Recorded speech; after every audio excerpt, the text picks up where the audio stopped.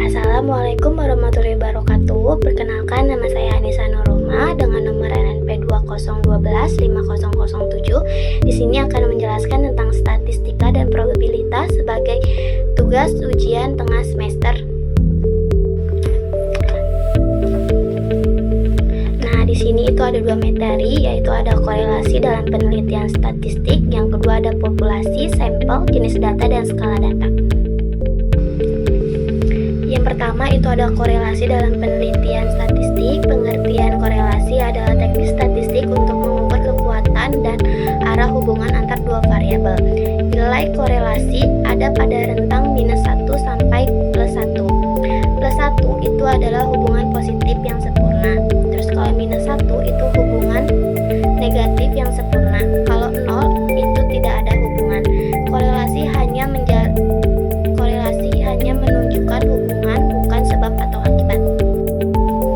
Jenis korelasi berdasarkan jenis data, yaitu ada korelasi persen. Korelasi persen itu untuk data interval atau rasio.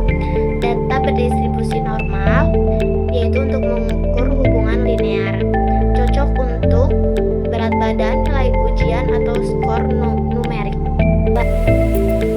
Lalu yang kedua itu ada korelasi Spearman. Korelasi Spearman itu untuk data ordinal atau tidak normal. Itu berdasarkan ranking atau peringkat, cocok untuk survei kepuasan, motivasi, atau ranking jabatan.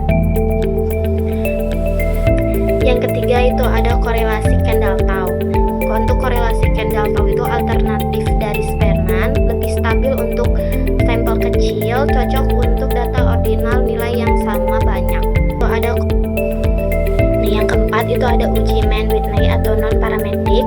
Ini bukan korelasi tetapi uji beda dua kelompok. Ini cocok untuk data yang tidak normal. Biasanya itu dipakai untuk perbedaan kepuasan kerja antara laki-laki dan perempuan.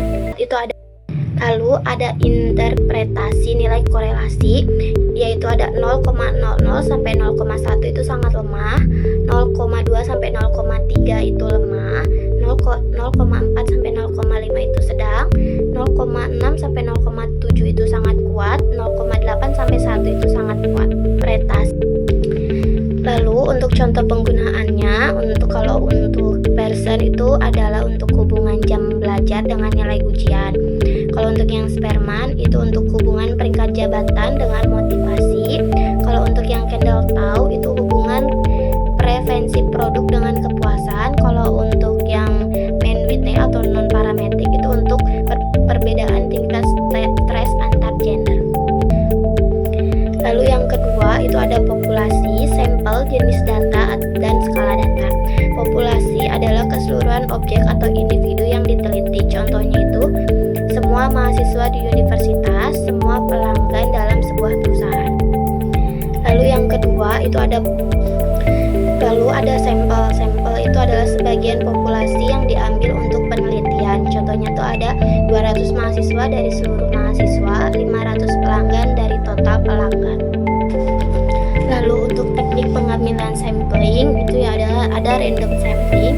Semua anggota populasi memiliki peluang sama untuk dipilih. Lalu yang kedua ada stratified sampling. Itu ada populasi dibagi menjadi strata atau kelompok, kemudian dipilih dari tiap kelompok. Yang ketiga itu ada cluster sampling. Populasi dibagi kelompok, kemudian dipilih satu atau beberapa cluster saja secara acak. Yang keempat itu ada convenience sampling berdasarkan kemudahan akses.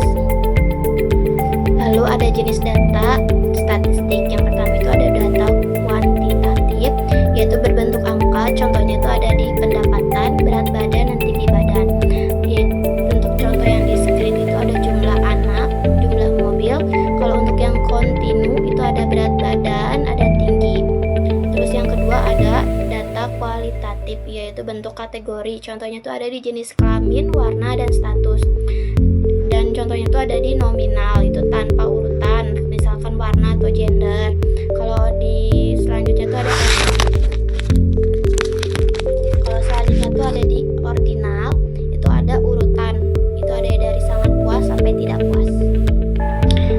Lalu ada skala data, yaitu yang pertama ada skala pertama kategori tidak ada urutan, contohnya seperti laki-laki dan perempuan. Yang kedua itu ada skala ordinal, itu ada urutannya. Jarak antara kategori itu tidak jelas. Contoh seperti sangat puas, puas atau netral. Yang ketiga itu ada skala interval, itu ada jarak yang sama, tidak punya non absolut. Contohnya itu seperti suhu. Yang keempat itu ada skala rasio, ada jarak yang sama, memiliki nol absolut. Contohnya seperti berat, tinggi, dan pendapatan.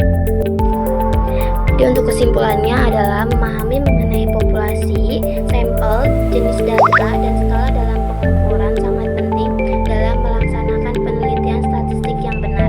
Dengan mengenali karakteristik data, peneliti data menentukan metode analisis yang paling sesuai, termasuk pemilihan jenis korelasi untuk melihat hubungan antar variabel. Korelasi membantu menggambarkan kekuatan dan arah hubungan, namun tidak menunjukkan sebab dan akibat serta keseluruhan